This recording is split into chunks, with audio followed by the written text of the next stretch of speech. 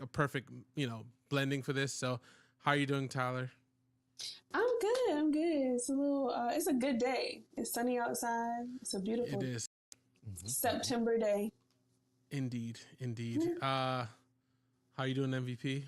It's sunny outside. Oh, I'm sorry, I can't take her answer. You kind of steal her answer now. It's breezy, Yeah, I okay. can still wear short sleeves. So, Yeah. sun's out, guns out. I'm happy. Happy to be here. The summer is still giving us a little bit more, so I'm enjoying that too. Because the beginning part of summer was nothing but heat and rain. Rain, I just didn't understand. Man, it was tough. But I guess the Earth's doing what it's Earth's doing, so can't complain. The Earth is earthing. Can't complain. Can't complain too much at all. So as we talk about change, and it's very interesting to talk about it from, as we say, as an adult, because as children, we didn't care about change. It's just like, it is what it is. And now we're in a place where just between, like COVID time to now, we've changed how we do so many different things. But I wanted to jump in, and Tyler, you give your introduction of like who you are and, what your feelings are on this topic. Yeah, definitely. So, hi, I'm Tyler Monet, or Tyler Hood. And honestly, life, at least for me, for the last, 10 some odd years, maybe, just things have completely turned around. Just dealing with burnout from my job, leaving my job, taking a medical leave, my dad passing away, and many other people in my family passing away. Change it hit me hard, and my life, looked completely different, or looks completely different than how it used to when I, first moved to the DMV area. So pivoting, not only in my career, but in my current lifestyle, moving back home with my mom, just little things, everything is changing, and there's very little sometimes that you can do about it. But I think what we don't acknowledge, or the thing that I would love for people to acknowledge, is that along with all of that comes a certain type of grief. In every different facet of life, grief is right there, whether you are grieving what you thought you would be when you were, I don't know, say 15, 16, at least for me, it was 15, 16. I thought I would be some big mogul, own my own company, and by now have children and be married. And life doesn't look like that for me. So grieving what I thought life would look like, grieving the job that I thought I'd have, down to, grieving what my family life looks like, not having my father here, Earthside, is very different for me. I never imagined him not being in my life. So that's what that topic means to me, and some of the things that I kind of want to touch on today. Yeah, no, you said so many things that are like spot on. Like the idea of who you were. Like I remember being a kid, I was like, yeah, I'm gonna be an astronaut. And it's like, yeah, that sounds great on paper, or a pilot. Like all of these things that you can still do, but like, there's a whole different realm when you start getting into the actual thing that's required to do some of that stuff. And you're like, okay, cool. Well, I don't know if this is what I really want to do. But when did you first become a parent? And this is for both of y'all, like that change is like a thing that we actually need to focus on and be okay with, because I do think there's still a lot of places where people are very change averse, and it leads them to being very, in very stressful situations. So like when does that become a thing that you were aware of? So for me, I would say, I'm gonna use this word, I woke up around like 26, 27, where I realized I was kind of skating through. The focus was not all the way there. I didn't really know myself. And around that age is when I started realizing, like, one, I need to make a change, right? Because sometimes change is good. And two, actually starting the process of understanding what I want to do and what I'm looking for. Because when I was younger, I'm not going to lie, I really didn't have a path. I knew what I was supposed to do. Graduate high school, go to college. But then when I got to college, because of the school system I was in, it didn't really tell me what to do there, right? So I just majored in business and management, right? So, you know, and a part of me now wish I had a little bit more guidance, because I probably would have went in. So I'm in IT now, but I would have gotten to that point sooner if I had a little bit more guidance. But that's kind of the time frame of when I started thinking about these things. What about you? What about you, Todd? For me, honestly, it was probably 27, 28 as well, around that time, where I just, again, after my dad passed, I was out of it. Like, I was like, whoa, what is this? I literally, for some reason, the song Wrecking Ball, I think it's by Miley Cyrus. Ooh, That yeah, song, Miley Cyrus. that just came to mind for me, because that is how that hit me. I took off 5 weeks from work. I was done. And then, you know, once COVID hit, like, that was another big thing, like, that I just, you know, it changed my life completely. And similar to what Nick just said, I followed what society told me to do, right? I followed what my parents told me to do. I was told to go to school, get good grades, graduate. I also majored in business. And from there I was like, oh, you know, this is, now life should reward me, and life didn't reward me. So yeah, it was kind of similar. Like, there was a time when everything was going right, so to speak. And then that wrecking ball came in and kind of changed everything for me. Another thing I wanted to mention too is I worked in consulting as a change management professional. So it was the most ironic thing that I'm trying to help other people through change, whether it be HR change or some technology changes in a corporation. And now all of a sudden I have all this change going on in my life, and I can't manage it as well as I should be able to as a change management professional. So yeah, I would say by 27, 28. I understand that though, because like, as someone, as I said, a former IT professional, I didn't want to fix my own stuff. Like, just work. I want my stuff to work. I don't want to have to think about it. So I completely get it. How for you, first of all, I have a lot of respect for your ability to be vulnerable and talk about like your father passing, because that seems like it was like a big thing. Like, how do you deal with that? Because I feel like, I mean, I had grandparents, and it's always a little easier, even though it's hard, right? But grandparents, you kind of like, they're older. When it's your father or your parent, it's like you expect them to go at some point, but never now. Like, you never, like, how did you navigate that? And, you know, how do you deal with that? I don't know. Like, I really don't know. I can't begin. Honestly, it took me a while. And the crazy thing is my father had dealt with heart problems for as long as I could remember, really. My dad was a cop. And so we kind of always lived on edge of like, okay, he got to get home at night. When right before he passed, me and my dad had a conversation, and he was talking about, and this another weird topic, but he was talking about like, I'm ready. Like, he was saying, I'm just ready to go. Like, he was dealing with gout. He was dealing with, again, heart problems. He was just in a lot of pain. And he texted me. He was just like, I'm ready to go. Like, I'm tired. I'm tired of dealing with it. And I broke down at that moment, and I was like, Dad, you can't go anywhere. I'm not married. I don't have children. You cannot. There's so much more life for me to live. And now looking back on it, it was very selfish, honestly. But I didn't. And he used to say, you know, you're gonna miss me when I'm gone. Like, whenever I leave this earth, you're gonna be torn up. And I was. So even to this day, the way that I deal with it is just allowing myself to feel everything. I am a feeler. I'm very emotional.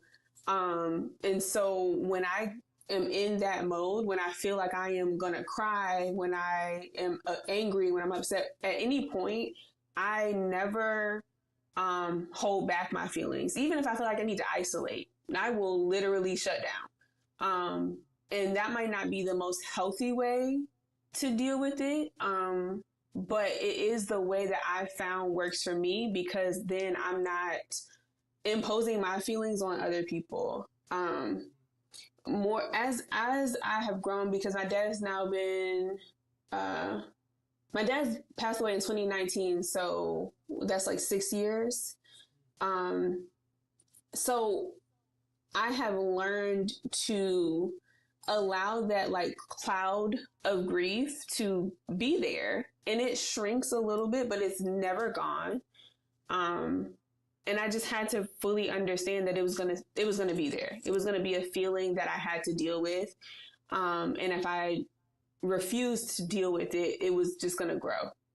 So Yeah, that makes sense. I said that's something that I haven't personally felt, but like I have people around me who've dealt with it, and it's always like it's such a hard thing, because it's like it identifies your own finality, because you're like, it's a thing, and this is somebody who you literally was there from the beginning, right? Like, and now they're gone. So that's definitely an interesting one.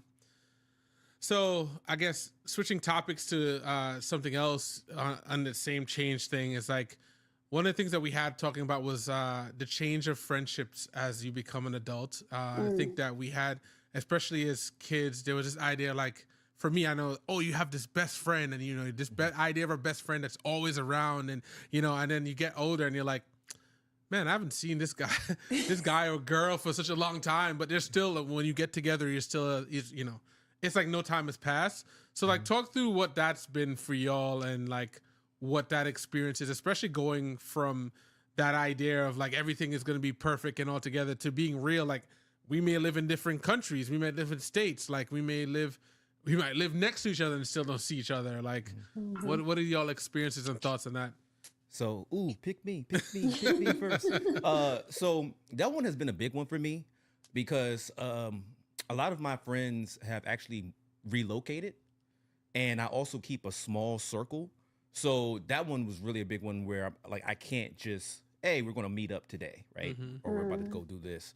But growing up, I feel like I didn't, one, appreciate the friends I had enough, because like I said, I was kind of just flowing through things.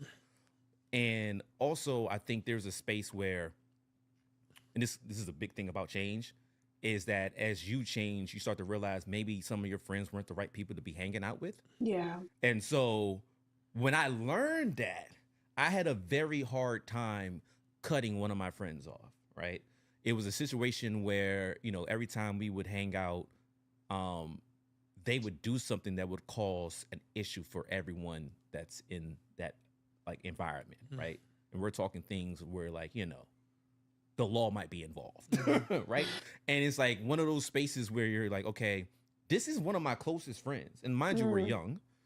And I felt bad. Like, I actually felt bad, because I'm like, I'm actually considering cutting this friend off. And I had the conversation with them, like, hey, I don't like it when you put us in these situations, I'm gonna need you to do better. They say, yes, I can do better. They continue the bad behavior. And it's like, you have to decide with yourself, like, what you want to do for your life and where you want to go. And so I had to cut that friend off. And it was a big conversation with myself, and like and they're part of the friend group, right? So conversations with other people, like, well, can y'all make it work? And I'm like, you know what? We not here forever, so I can't just sit here and always be in these issues with you, right? So that was a big part. And then, with my friends relocating, having that understanding that, you're going to have to find creative ways to keep the communication going. Or, hey, everybody has a life. Because I don't know if y'all ever felt like you hit up a friend and then it's like, man, I ain't talked to you in a year, or I ain't talked to you in 6 months. Where you been at? You're avoiding me. You don't love me no more. So I'm like, having the understanding of like, hey, people have things going on. Yeah. But I do, and then appreciating those friends, like you were saying, where you do link up maybe a year later, and it's like no time has gone past, So 100%. Yeah. What about you, Tal? I mean, I've ran into that a few different times actually. Not I am not a cut people off kind of person, and I know that people don't. You should, but I like to. My mom always told me treat people with a long hand spoon. So I don't think I've ever been in the like situation where I completely cut somebody off unless it's just that bad. But as for my other friendships, like I've had, a friend reach out to me and say, "Hey, I haven't heard from you in I don't know how long. Like, are we even friends anymore?" And that was kind of hard to hear because I was like, it's so much going on. I'm doing X, Y, and Z. Like, I'm not paying attention to that. But what I appreciated about that conversation was that instead of assuming, she reached out and she said, and we had the conversation, we spoke about it. And so in navigating that kind of change while also navigating all the other changes in life, learning how to be a friend to somebody as an adult, because again, we do have so much going on. I think that's a whole nother topic that, we could go on and on about. I also had another situation with a friend. Me and my best friend have been friends literally since we were babies. I've known her since I was born, because she's like 2 weeks older than me. And I think there was a time where we kind of grew apart. She, had a family, has a family. She has 3 kids. I hope she doesn't mind me sharing. Recently divorced, and navigating that was different for me because I, again, have not been married, don't have kids. I don't know what that's like, So when it came to navigating that friendship, again, we have been friends 20, 30 years now, and it's completely different. We are learning, now that I've moved back home, we are learning how to talk to one another, how to reshape our friendship and what our friendship looks like. Even having difficult conversations like, oh, I thought you were hanging out with your boo or whatever, so I didn't want to hit you up. But in reality, she wants to hear from me. She wants to go out. She wants to do things. So I think it's different having to navigate that and have those hard conversations, because like when we were little, we didn't do that. Like there was no need, and if we did, my mom put us in a big old t-shirt together and told us we were gonna sit there and stay like that until we made up. So it is very different as adults, because you do have to understand that the other person has a life, right? Like it's not just what you want it to look like. It's not how you want it to look. But are you as an adult going to be able to talk to that person and have that conversation, that tough conversation with them, even if it means, okay, we might just have grown apart and we might not be friends the way we used to. And I also think a big component is, as an adult, is putting in the effort, right? Like the amount of effort that you're going to put, because like you said, there's a lot of things going on. There's an extra amount of effort you're going to have to put in as an adult compared to when you were younger. It was easier when you were younger. So I always think of that of like, yo, am I putting enough effort into reaching out? Yeah. Especially when I know it's nothing personal, right? Because there's a space where I would get in my feelings and be like, well, I'm not hitting them up anymore. If they don't want to talk to me, then I'm not going to talk to them. But then it's like, hey, I remember one of my homeboys, we went like a couple years not really talking, and now we're talking all the time now. Something changed in his life or something changed in my life where now we can talk more. So putting in that effort, I think, is a big component as an adult when it comes to like your friends and things of that nature. Yeah. I also oh, go ahead. No, you go ahead. No, go ahead. I was just gonna say, I think it's interesting too now because technology does allow for that. I remember like I lived in St. Kitts for a little bit, and there was people that I considered best friends that I left that island and never spoke to them again. Never ever, like they just disappeared. This is before Facebook. I guess I'm aging myself, but I don't care. Facebook, but it's before MySpace. All of these things that we use so now comfortably. You age yourself. Hey, Hold on, whatever. you better watch out. MySpace. Listen, come on. I'm cool with that. But it's so interesting now because you're like you can literally pick up your phone and FaceTime somebody. Like one of the friends from St. Kitts, like literally we were on a WhatsApp call over video working on music from he's in London, I'm here. And so like we're in a space now where like if you feel like there's somebody you want to reach out to them, and you can even see them, but you also have to like remove the ego and the feeling too, because that part it conflates a lot. But Yeah. you're about to say something. Yeah, no, so to your point about ego, I think as adults, we start to get stuck on certain things that we wanted in childhood, and realizing that we do have that ego that's a part of that. I think that's huge. The other thing I wanted to say was I did see a TikTok or something, or maybe a reel on Instagram. And this girl was like, whenever you think about your friends, just call them, text them, reach out. And I mean, that's with anybody really, your grandparents, your parents, like take the time to talk to people, to reach out to them. If they cross your mind, even if it's just a quick, hey, you crossed my mind, just checking in.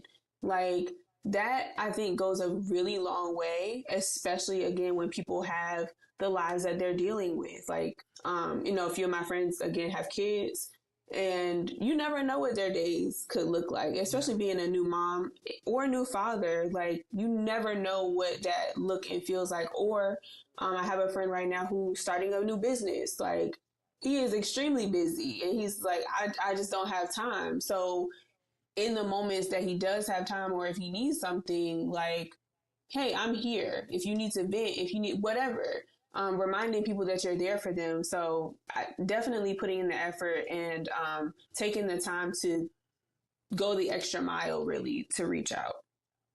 Yeah, I call those check-ins. Yeah. Yes. Like, because we don't have to have like a long conversation here. It's just, hey, you good? Everything good? Yeah. All right. Talk to you later. But that requires a level of honesty and vulnerability too, because there's a space. I think of certain friends that I'm like, they probably will never hit me up, but like there's one. She actually was on a podcast one time with us back when we were doing the original one. She's like, yeah, just so you know, I'm terrible at hitting people up. I just probably will never hit you up. So when I hit her up and we talk, it's all good. Like, but at one point it's very easy to be like, oh well, like you said earlier, like, oh yeah, well if they're not hitting me up, I'm not hitting them up. So you would think about them and you're like, oh, I'm not hitting that person up. And it took a long time for me to get used to like, hey, if I think about this person, I'll reach out if I remember, because that's the other thing. I'll think about them, I'll do something, and I'll forget, and then it won't happen for another 2 months. But, so are you one of those people who you get a text and then 3 days later, oh, I thought I text you back? Absolutely. Absolutely. I think that everybody I forgot to press send. Oh, that's first of all, I don't like the way he's actually putting out things I've said to him. It's just personal now.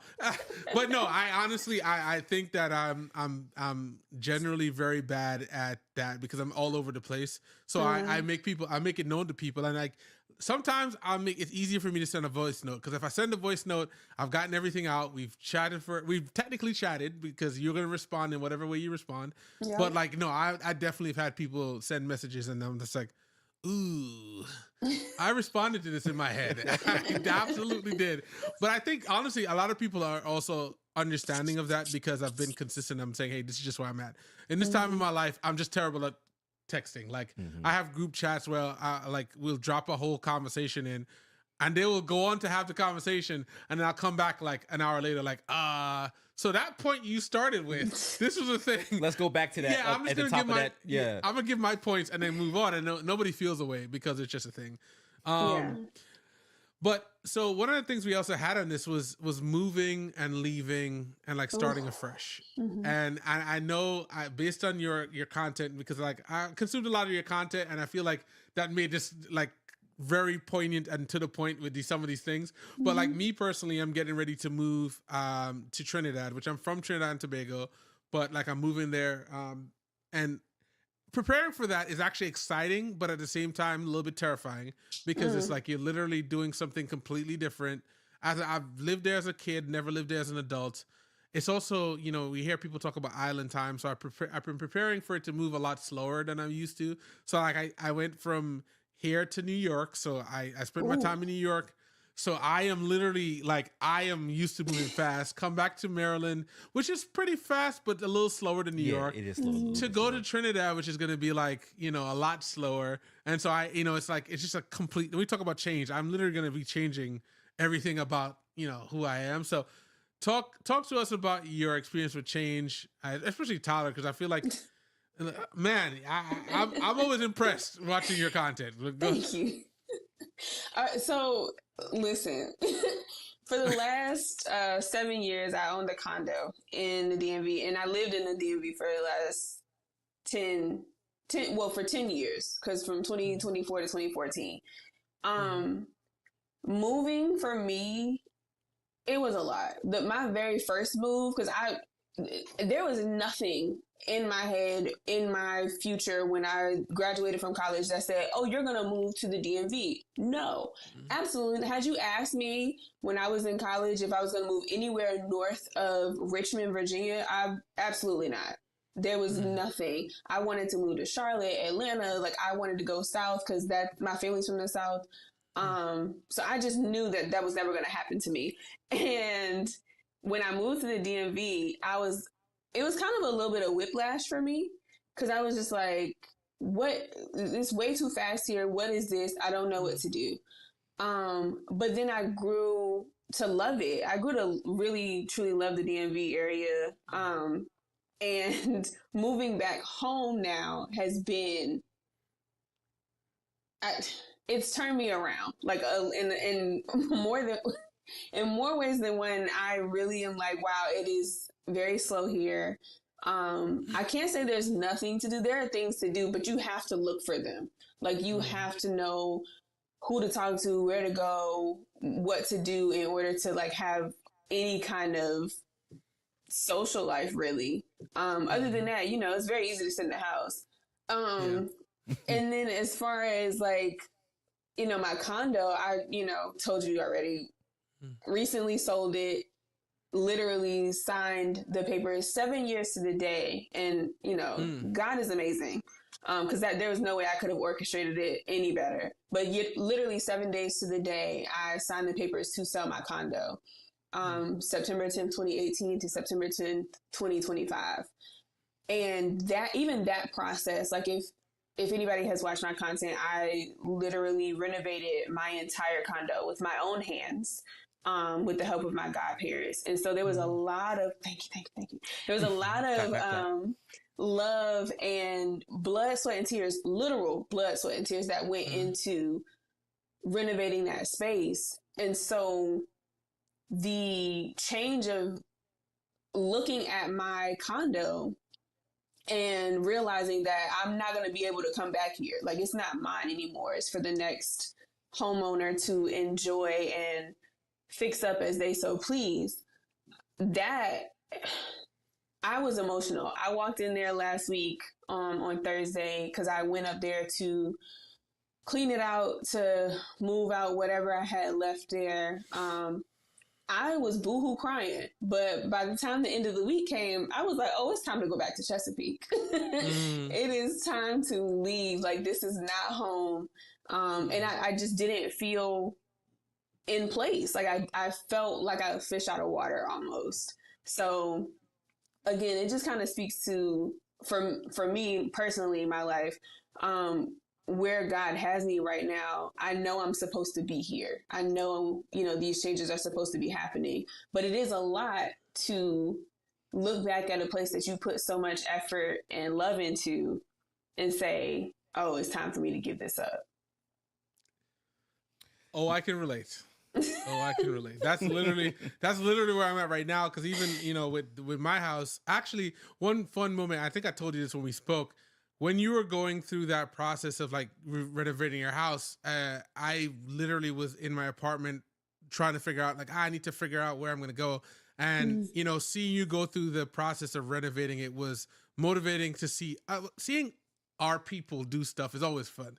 And to watch somebody actually, take that space and it, especially like, I think I ran into your content during the COVID time. So at that time, it was just like, consuming everything. So it was like, to see that and then be like, okay, I need to find a place. All of that was just helping me with the idea of getting this place, which I moved in 2021 ish. And so now to be like in a place where I'm like, somebody was like, oh, you should just sell it. And I'm like, I don't know about that just yet. It's just like it's still a hard thing for me to accept because I'm like this was my house and at some point I wanted to rent it out, and so like maybe in a year from now like the renting out thing might not be what I want to do and I'll sell it, but like it's like that accepting that change is also challenging because it's like what does it say about the ideas that you had? I was like I wanted to own this house, I wanted to be here for a while, but I also wasn't planning on leaving the country. So like Yeah. there's just so many some of these things that's like important to know that change is always a constant, which is ironic, and you Yeah. just got to be okay with whatever it comes. So Yeah. I went through. Go ahead. no, No, I was just gonna say I went through the same thing. The last year, I did not want to rent my place out, but I rented it out because it was just I was at that place in my life where something had to happen. Like I had to make something shake. And the one thing that I will say that somebody said to me is that houses are looked at as an asset until they're not.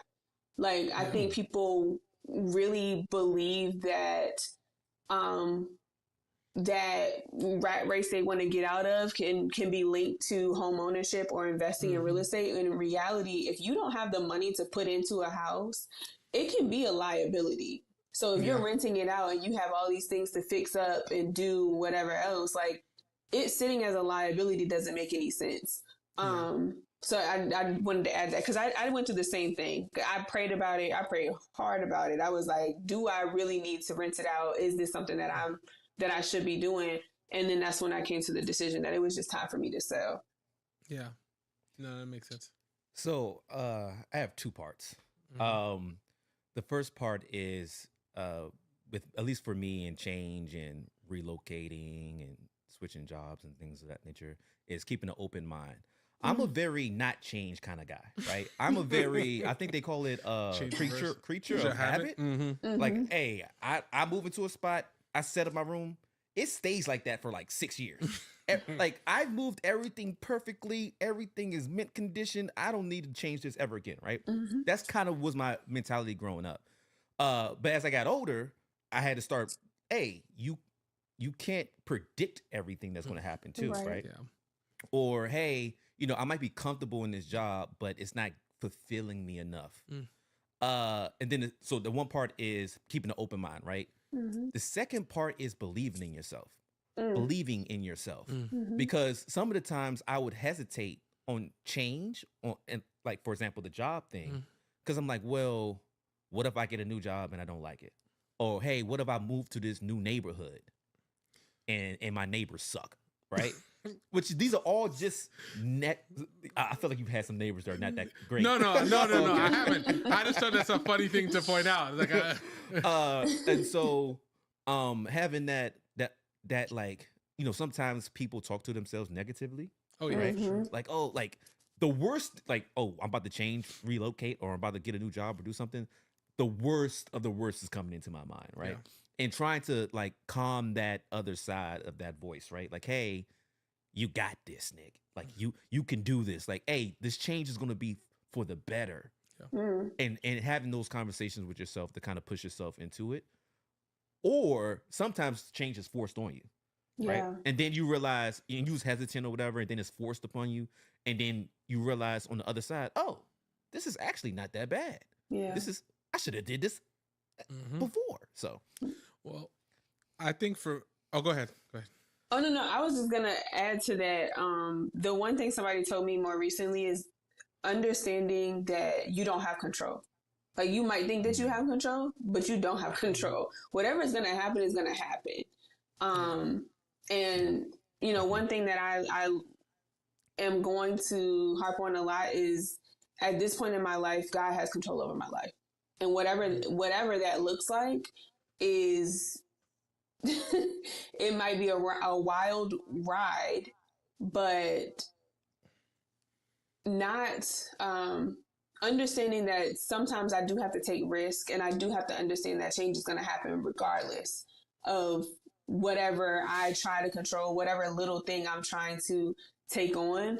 I think that's another big point that I have to tell myself is just it's going to happen, and however it's going to happen, it's supposed to work out. It's supposed to work out for my good and not to my detriment. 100%. I think, that actually segments very well into like the internal rebranding conversation, because Mm-hmm. I think that like using my own experience, I was at a job for like 13 years, and this was like a place where I'd grown up in that place, and I was, I got to the point where like I was making the determination to go. Like I said, like I told my wife, I'm like, yeah, I'm gonna be out in September, and this her like she got a job moving us to Trinidad, so that was like just another confirmation of that. But then when she got the job, I was like, oh no, well let me see if I could hold on and try to keep like stay as a contractor or something, just to make sure that, and it worked out so that like literally the company got acquired, and like there was no more job for me, right? Wow. And it was, to me, that was one of those spaces where I was like, what I put out there was given to me, and I was trying to find a way to hold on. I was trying to way to hold on because I was going into what would have been like a great season of change.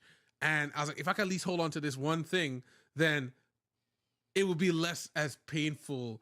And it, like everything just worked out. The universe was like, nope, you can't.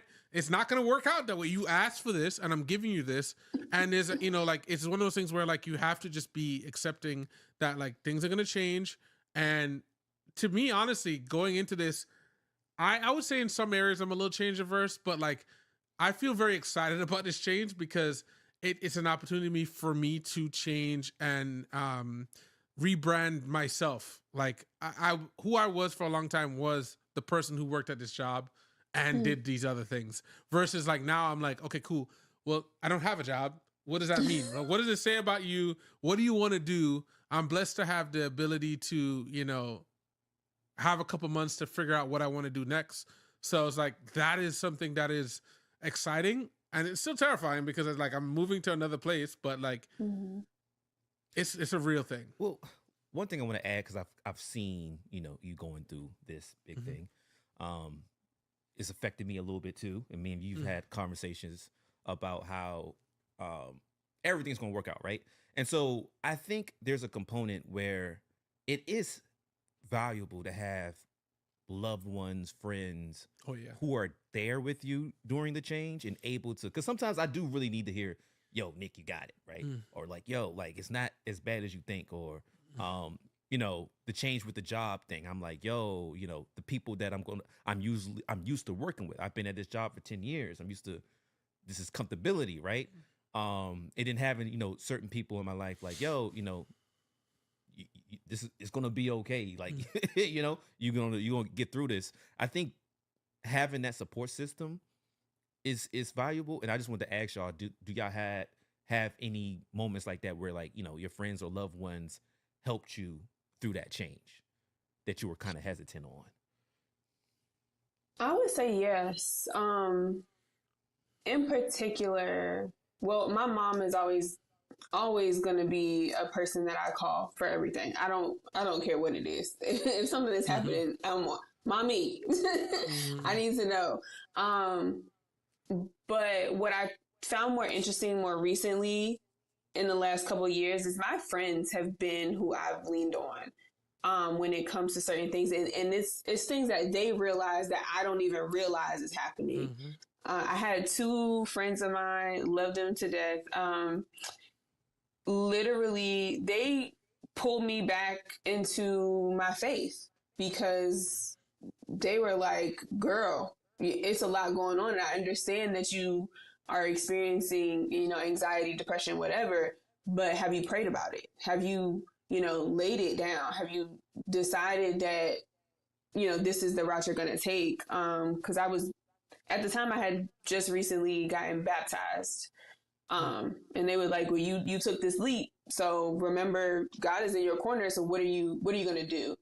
And then I've had a couple other friends who I've kind of delved into faith and reading the Bible with, and so on and so forth. But they've reminded me of my faith in change and what that looks like. And how staying grounded and God is going to help me through that transition. My family more so, very Southern once again. So when it comes to, I guess, being a Christian, like that is my foundation. So my family is always right there reminding me of that. But not only that, them allowing me to be me and allowing me to experience change and healing, I'll add, in the seasons that I've gone through has been really, really helpful. So as far as a support system, I definitely got that from both my friends and family. Some outside people as well who have, watched my journey. Even just like the little nudges of like, I see how things are going for you and I'm cheering for you, even if we never talk, don't talk, whatever. Those little nudges are very helpful as well. Yeah, definitely. Mm-hmm. Yeah, agreed. I mean, I feel like I've been actually very blessed to have people who, you know, feel safe also telling me when I'm like wrong, telling me when I'm, checking in on me. Like, I mean, MVP and I, or Nick and I had a moment where he was like, yo, are you good? And I'm like, what do you mean?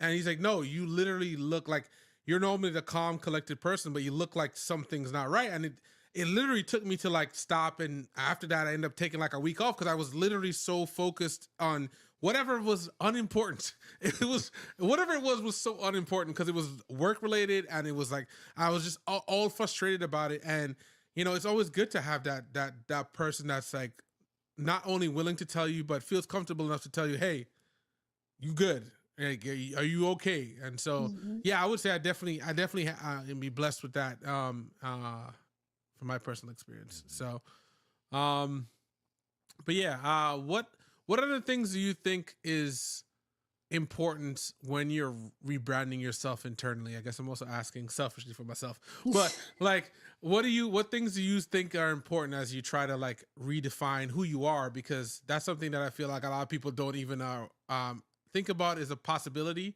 but you have the ability to rebrand yourself. So what things do you think are important?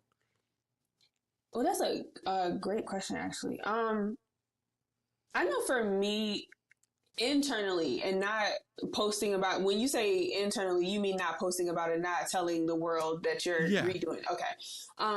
For me, it's been reminding myself that I am allowed to feel, I'm allowed to change, and I don't have to live by anyone's rule. I have free will. Like, I have free will, and I can do the things that I feel like I want to do. For instance, a couple of years ago now, 2022, I took my very first solo trip, 5 weeks a year. And I was like, I'm allowed to do this. Ooh. Like, for whatever reason, I kept telling myself, no, I can't. It won't happen. I don't have the money, da, da, da, da. And finally, I was just like, I can definitely do this. I can figure it out. I'm a big girl. I'm smart. I can figure it out. So little things like that where, I put myself in, I don't want to say dangerous situations, but certain situations to have to figure certain things out. And then reminding myself again that I can have boundaries. I'm not in control of every single aspect of my life. And that's not necessarily a bad thing. Remembering that you don't have the things that you have control over are the things that you can't control. So control the controllables. Take some risk. Even if you are risk and or change adverse, remember that you are able to take some risk. She's looking at me when she said that. I mean, you're on a TV screen, but I feel like you're looking at me. I don't know. Maybe it's my own guilty conscience. Yeah, that was your guilty conscience. Okay. And then another thing is like radical self-care. At this point in my life, I am learning the word no, and that no is a complete sentence. I do not have to bend over backwards for anybody but me. Yeah. So yeah, reminding myself that I need to take care of me at this moment in life again, because I don't have kids. I'm not married. So I don't have, I have a dog to consider, and he just goes where I go. So, that radical self-care is some of the things that I use, at least for the internal rebranding. Yeah.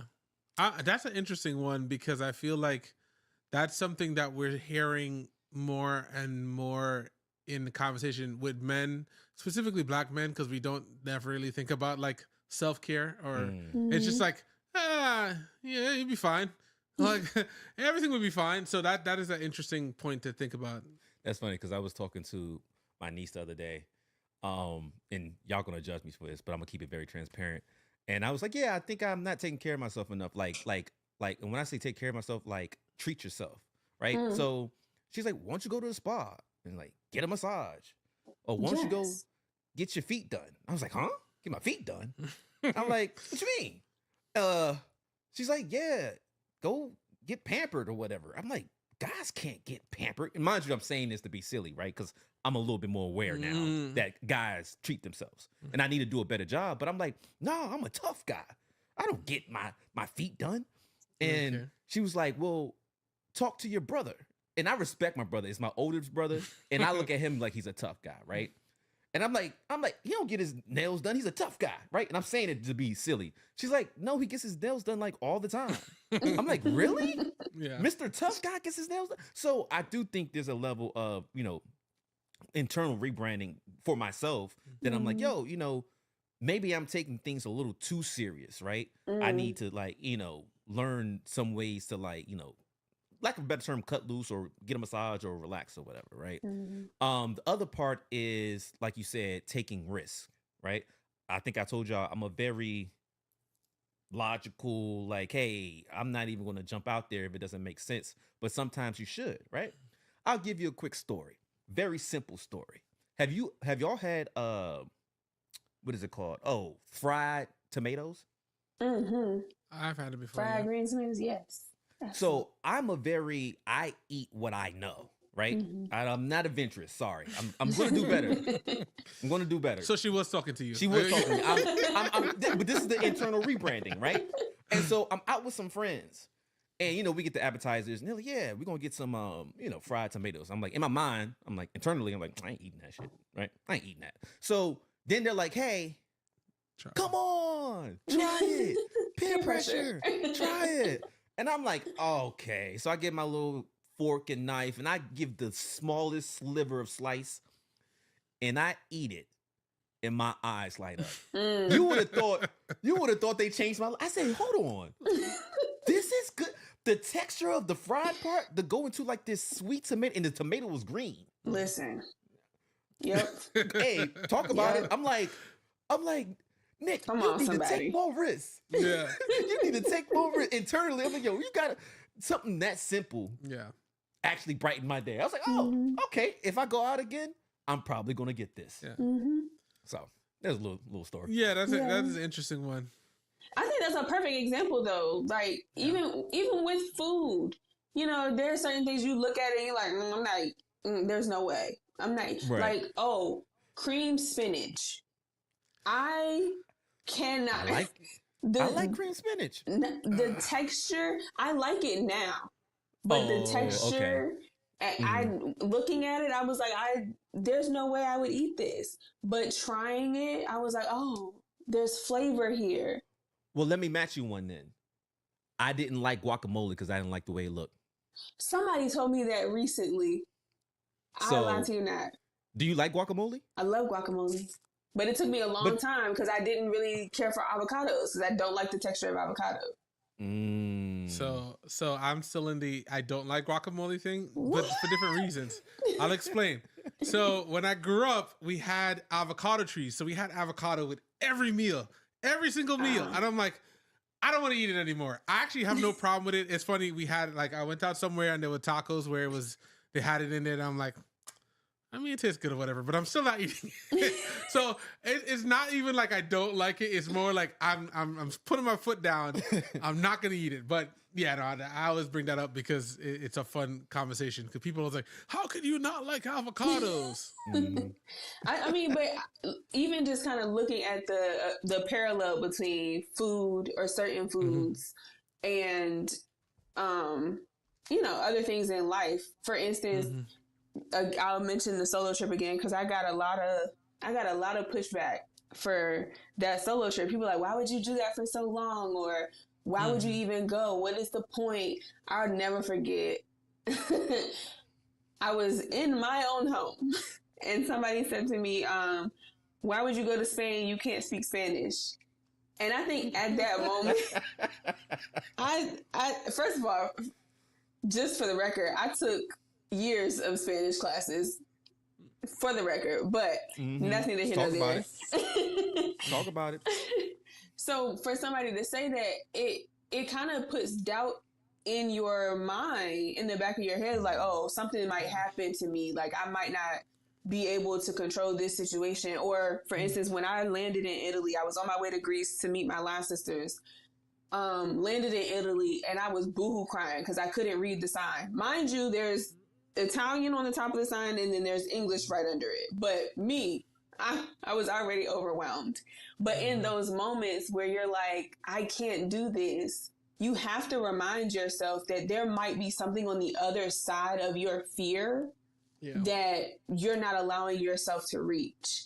And the minute you get over whatever that block is, whatever that fear is, it's literally a fried green tomato waiting for you to experience the texture, the crispiness, the amazingness of what a fried green tomato could be. So I genuinely and wholeheartedly believe that once we get on the other side of fear, and I'm talking to myself too when I say this, because even when it comes to my content more recently, in the last couple of years, I've been more afraid of posting because I'm afraid of putting myself out there for whatever, however people might perceive my content. I don't want to come off as some sad girl who lost her dad. But sometimes it feels that way because that's the thing that I'm constantly talking about, or grief is the thing that I'm constantly talking about. But what I really want people to understand and take away from that is that literally the vulnerability, how you kind of mentioned it earlier, the vulnerability, the getting past those blocks, the other side of whatever that looks like can literally be life-changing for you in a good way. Yeah.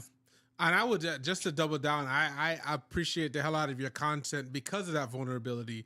I feel like we've gotten to a space, especially on social media, where people have these perfectly manicured lives that always feels fake.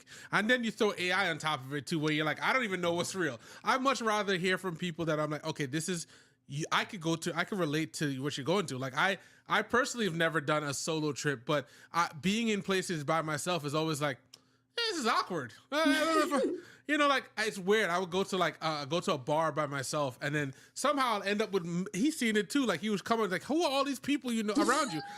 I don't know. They just literally keep coming around. But if I had not tried it, you would never know. So, like, I definitely appreciate that, and I think we need more of that. And that's something we're striving to do, which is like have the you could get all of the salacious stuff from other people, man. Like, does stuff come and go. I want the real stuff that people talk about. This should be like, like if we're just literally in here, like you're sitting on the couch with us and we're just having a conversation, and that's literally what Juxtapose is. So I completely support that. I guess my one question for you is what fears did you personally have about the solo trip? And then how did you feel after you realized that they were just like somewhat irrational if they were? A few of them. The very first one was that I was gonna get snatched and that somebody was gonna, take me out. Yeah. There are so many loving people across the world. Like, it's gonna make me emotional. That's crazy. I ran into a few different people. So I stayed in an Airbnb that I made my base for like 30 days straight. And the lady that I rented the room from, her name is Sylvie. She was a French woman living in Spain. And I mean, just the most welcoming, most beautiful soul that I had ever really run into. Like, she showed me, oh, this is the bus. This is how you get here. Here are some things that you should, go visit. So that was number one, because I definitely, at first I was like, no, I have to stay by myself. Like, I can't live in somebody else's house. This is not going to work, because they might go through my stuff. They might did not ever happen. I met another young lady. Her name is escaping me now, but Um, we went out a couple times because she told me she was from the States, and we randomly met, I think, either on the plane or it was either on the plane or while I was like out and about, just, walking around. And she was just telling me all about her life. We became good friends. We still kind of talk in passing to this day. So that's the first fear. The second one was, honestly, well, I really think that's probably the main fear. It's just, like somebody's gonna snatch me and I wasn't gonna meet people. Oh, and then I'm an introvert too. That was another thing. Talking to people and kind of putting myself out there in that way, that was always like, I don't know about this. But even then, like, again, because I met so many great people, that was easy. Oh, navigating the system. Because there's a whole different thing. The train system is different. Much faster, by the way. We need better trains in the U.S. We do. Listen.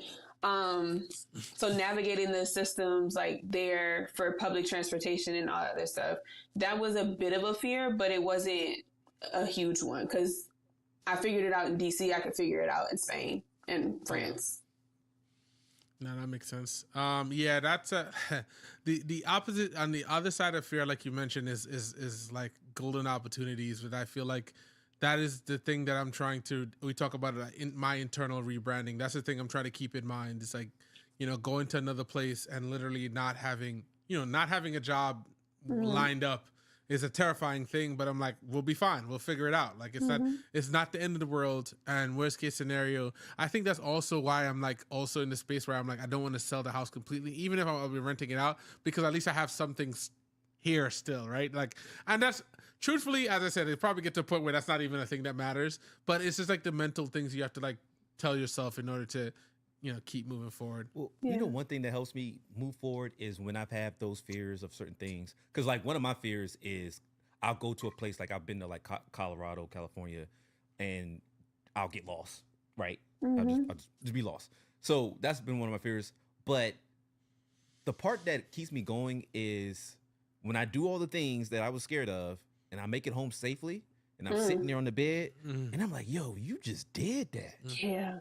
And you crushed it, right? Like you might have had a stumble here or a tumble there, but you said you were gonna go. Like for example, I'm assuming like the solo traveling, you said you were gonna do it. You did it. You come back and you're like, "Yo, okay, well if I did it, I can do this." Yep. That feeling is crucial. My mom reminds me of that all the time. Like even now to this day, because again, after leaving my job, I haven't had a job for over a year now.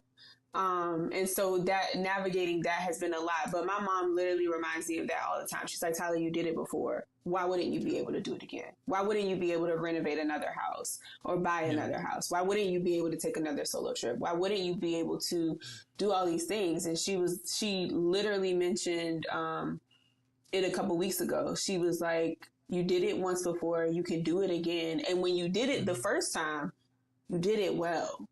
Like you knocked it out the park. Like there was very little that anybody, even the mistakes that you made, even the tears, whatever came with it, it didn't matter because you still conquered it. And I think that is one of the most amazing feelings to have. I know when I left that airport in Italy, I lie to you not, I was sitting where they have all the baggage claim, crying on the phone, and finally I was like, let me get up.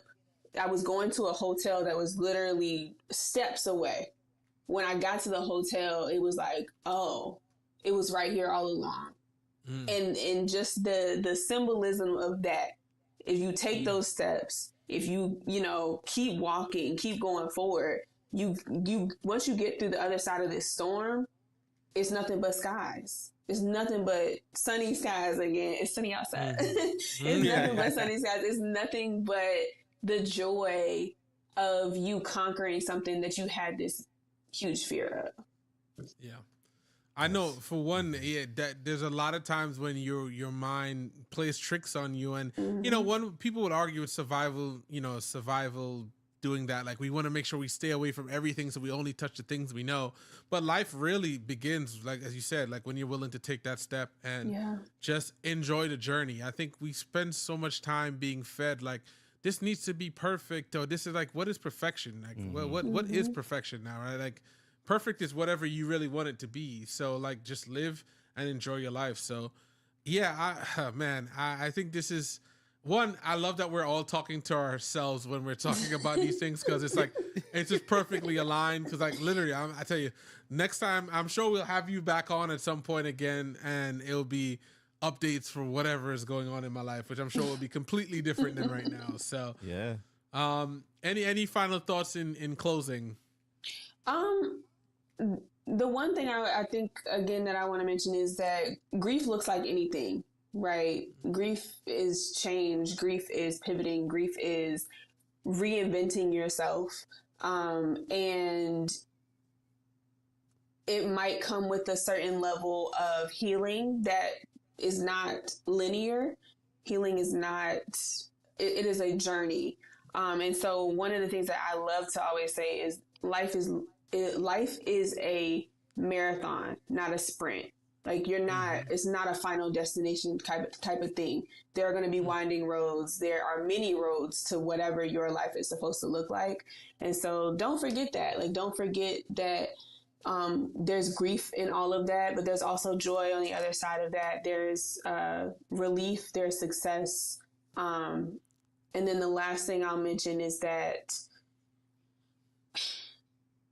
you're in every new chapter, there's a new plot, there might be new characters, there's always something different around the corner. And so control what you can control, and remember to kind of just take life as it comes. I like that. 100%. Like that. I'm just gonna say, take risks. Jump out there. We had I'm gonna say this word, and Kyle's gonna know what I'm talking about. But we had a guest earlier, and the word that I got from that conversation was be curious. Right. So be curious, like you said, experience life, embrace the change. Yeah. And I like the controlling what you can control too. Right? Yeah. Because I'm a very I try to control all the things that's around me that I can, but I've learned you're gonna stress yourself out first of all. Yeah. You're gonna stress yourself trying to control things. So do the best you can, but live life.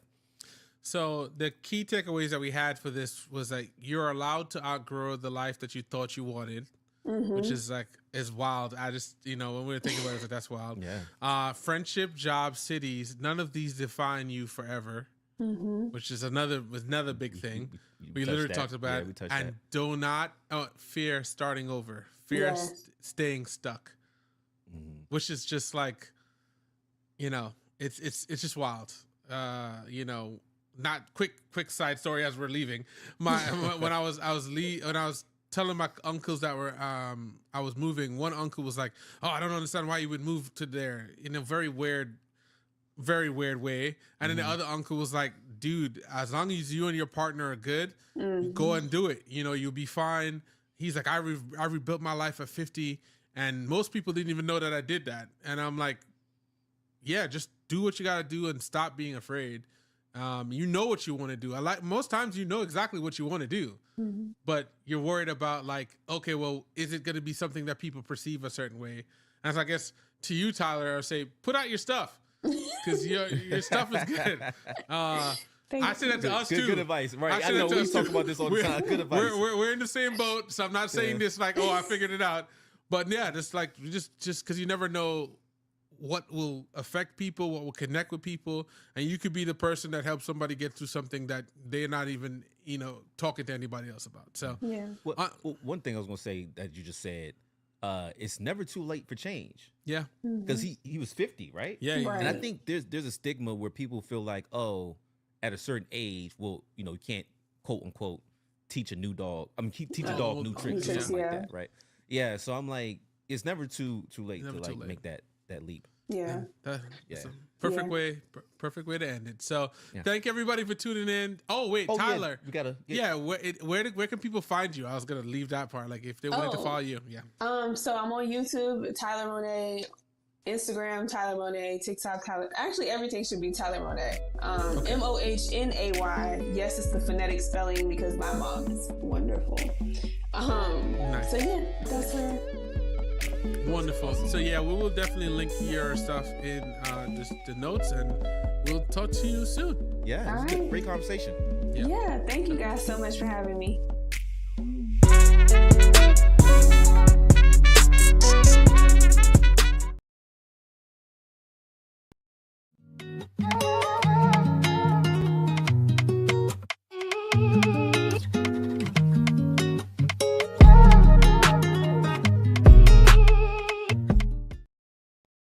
What's up, y'all? This is MVP with Juxtapose. Today, we're going to rethink success beyond money and status. Stay tuned.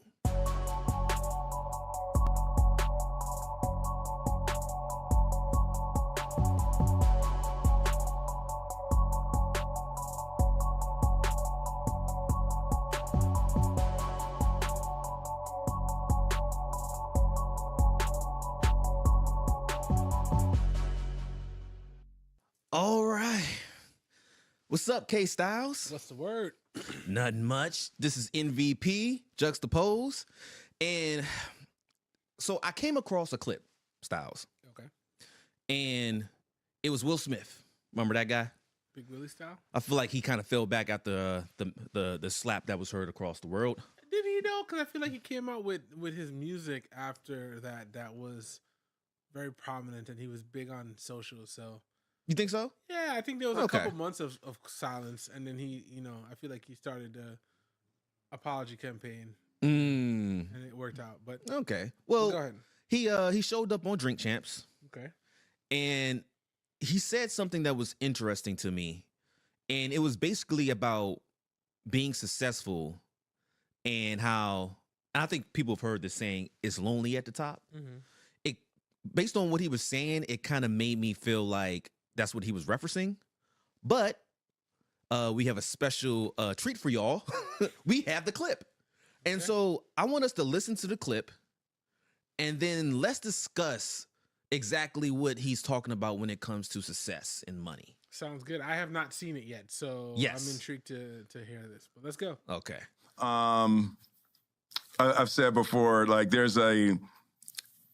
people talk about rock bottom, that when you hit rock bottom is when you'll make a change. Talking about drugs? Yeah, like drugs. People say drugs life, and rock bottom. In life. Yeah, rock bottom in life. That's right. Yeah, but yeah, it is like people say it in AA talking about rock bottom. Mm-hmm.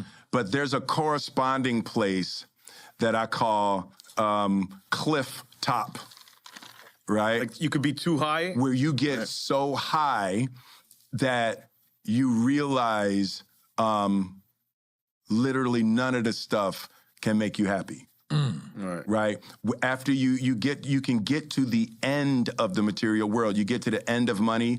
You get to the end of sex. You get to the end of fame. You have so much, and then you like go off of a cliff into the same kind of abyss that you'd be scared of slipping into at rock bottom.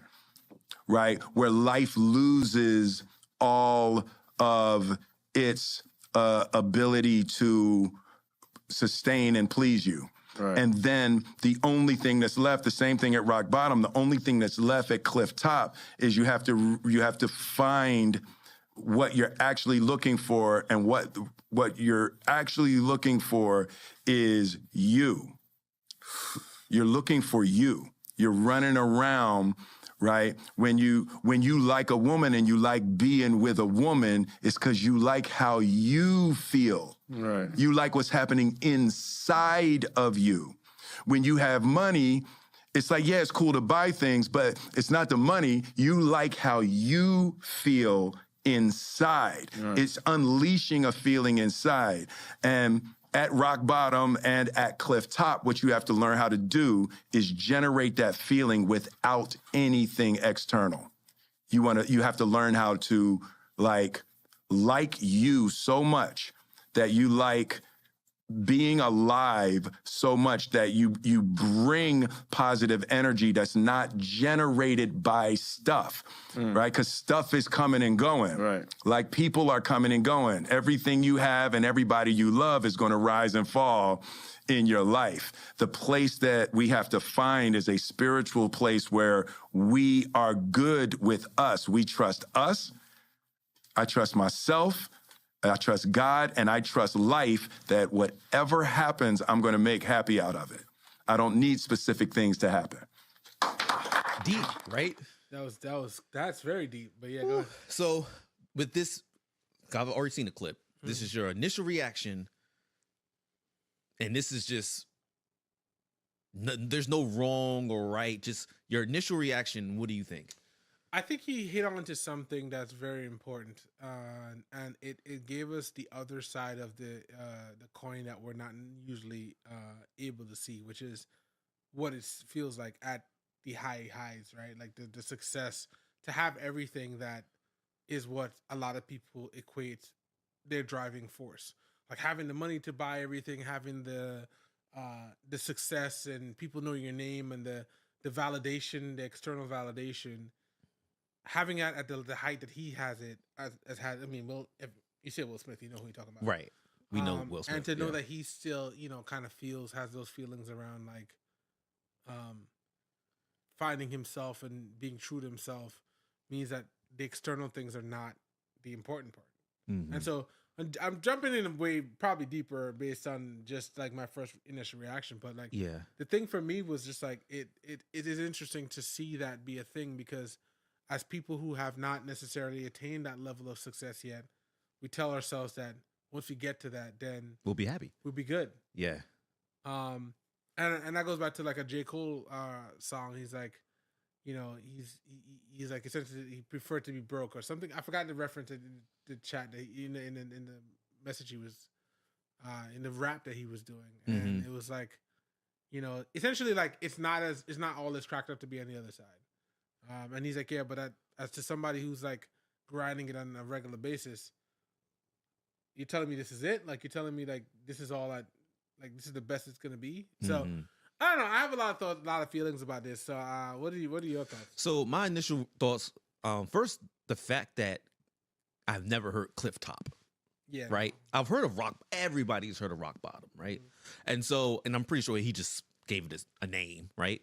But I'm like, okay, one, I never heard of this. Second, this exists. The fact that it exists, that you can be so high up that, and like I said, the whole, is lonely at the top, but you can be so high up that if you're not grounded, which sounds crazy, right?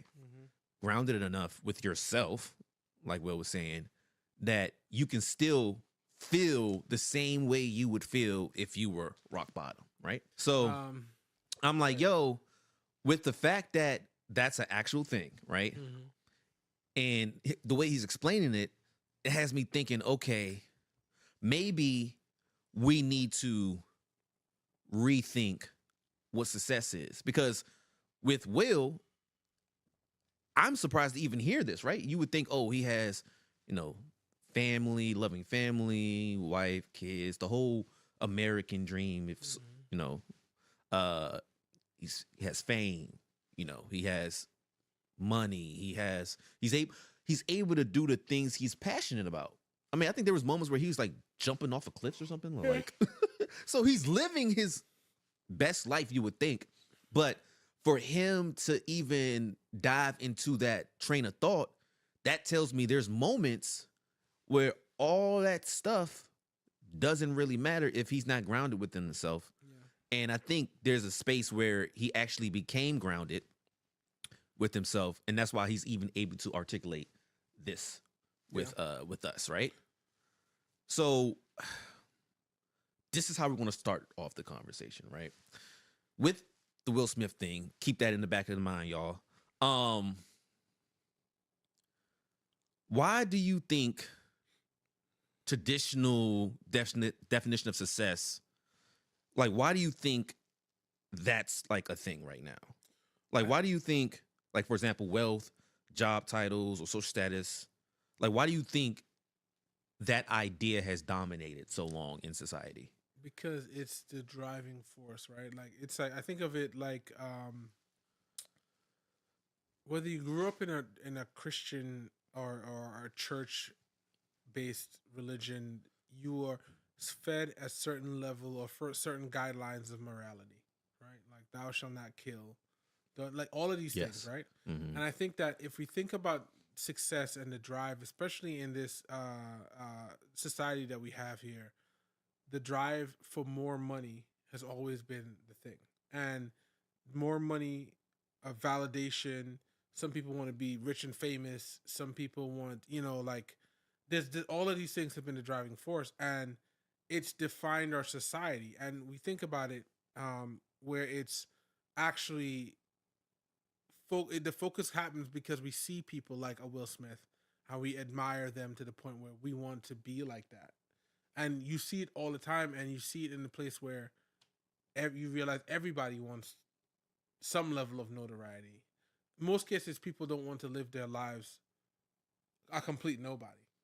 Nobody knows nobody. Like you see that people, they really, really aspire to. And it comes back from the like hunter gatherer time. You want to be part of the pack. You want to be, a part of something. Mm-hmm. And I think at the core of a lot of it, the reason why this stuff has been very prominent, it's set up as a structure for us to want for more stuff, like for us to achieve stuff. I mean, think about it.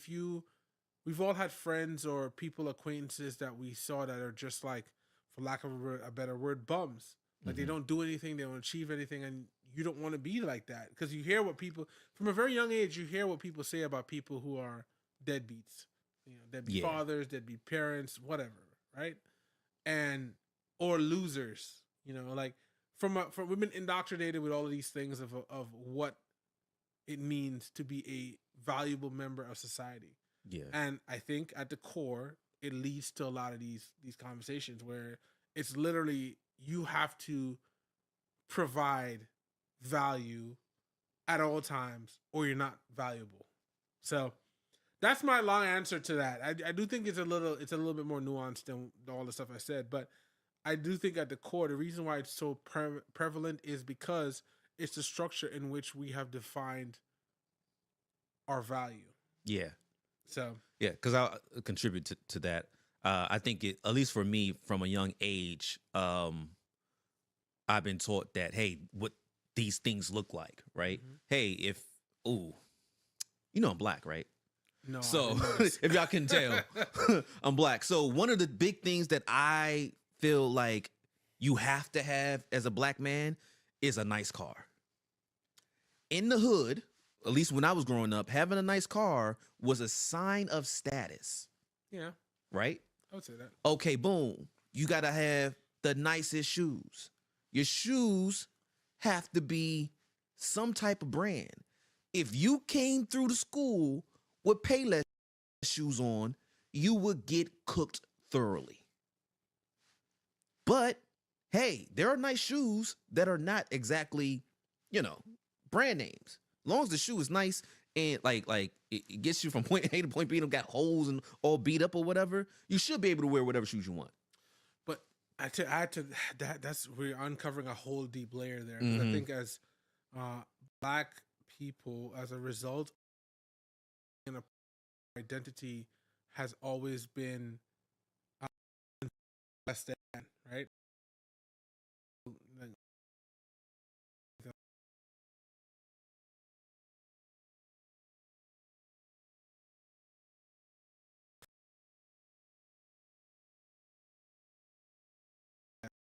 Is because we're using it as a space to say, look,